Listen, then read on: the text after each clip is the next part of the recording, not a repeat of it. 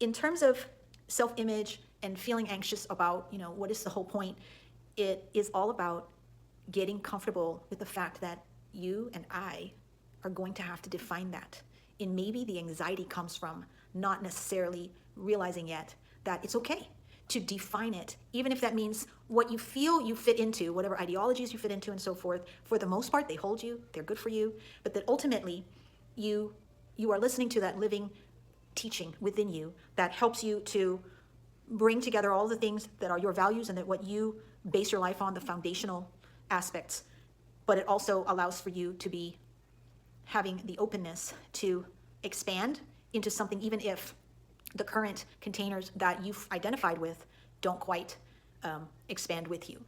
In my experience, this has been so freeing to not have as much worry that maybe I'm getting it wrong, and to get settled into the partnership that is very personal between me and the living spirit, that I've got to just almost like, communicate there and not worry if I don't necessarily have the words for it yet, but I know the experience of me in the life I'm living being on the right track.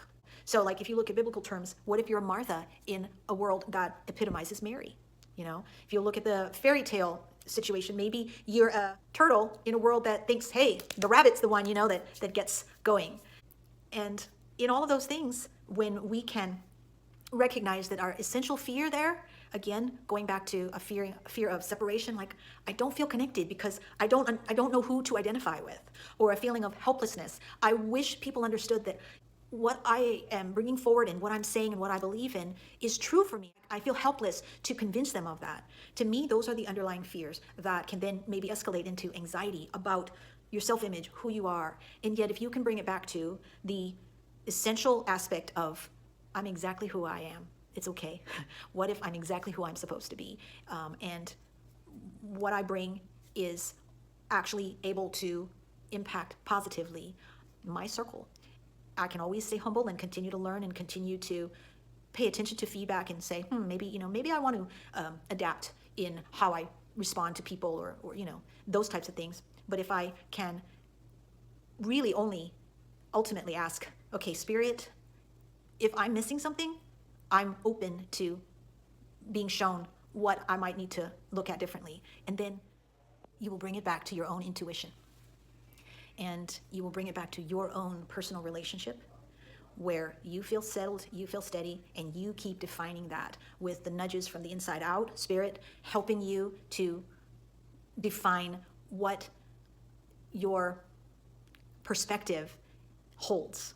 And when I talk about pivoting your perspective, it's about just being open in mind, heart, and spirit, willingness to say, I may not see everything, so I'm just going to kind of try to stay with the flow of my life. And I want to be even more showing up with the confidence that who I am and how I've been raised, how I have adapted and become the person I am is just right for living this life and doing it well. If anything, when it comes to anxiety about our self-image or who we are, even when we already have a deep faith in the foundational aspects of that, it's really just struggling to figure out how does that look in this lifetime, and being willing to be different, being willing to say, I don't see anybody around me that's doing that, but I feel like it's right for me, and I am trusting that. And so in closing this whole series on anxiety and fear, I hope that the idea that you and I are normal for having these thoughts, these worries, it shows, I think, that we care, that we're really here alert saying, hey, this matters to me. Then let's maybe just take away the judgment about anxiety, recognize that maybe the anxiety is simply an escalated version of the basic fears that we can address. We can really address for ourselves with our own mind, heart, spirit, active connection, that it forces us to look for that, to feel into that sense of trust that we are actually in that circuit for ourselves, even if we're defining it as we go and we're learning to trust it because it's something that is intangible. And in doing all of that, I hope that any anxiety that comes up for you becomes something that you can see as what it is. I see you there, I feel it, I see it.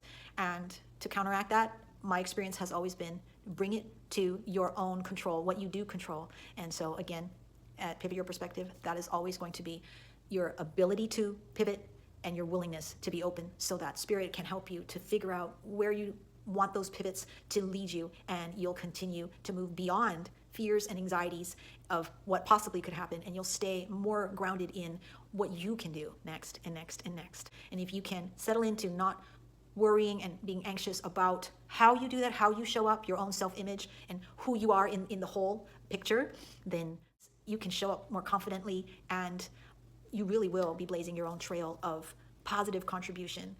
If you're here watching this, I know that you already intend that in every day that you live your life. And I just hope that this encourages you, that you're actually exactly where you're meant to be, even if you struggle with anxiety. I'm so glad that you are a part of this experience with me and that you decided to watch this video, and I hope that it has given you encouragement and food for thought. Take care and be well.